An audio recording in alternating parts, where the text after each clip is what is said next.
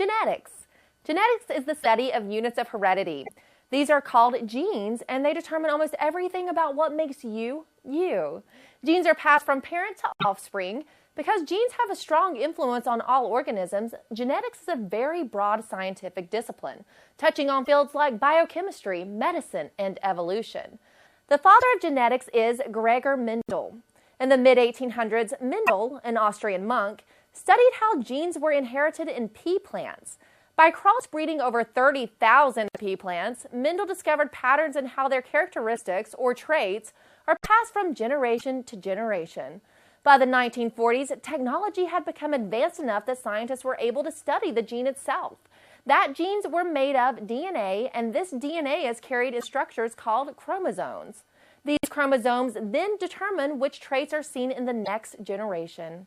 By 1953, a pair of scientists named James Watson and Francis Crick had discovered the structure of DNA.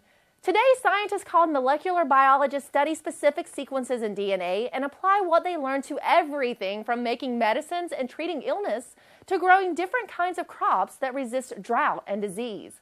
Because genes are passed from parent to offspring, they also have a huge effect on how a population of organisms change over time. Scientists in the field of population genetics study how changes in genes affect organisms over many generations, as well as how they help living creatures adapt to their environments.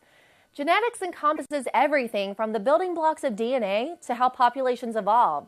It's an important field and will remain so as we continue to explore how genes influence not only us, but all life on Earth.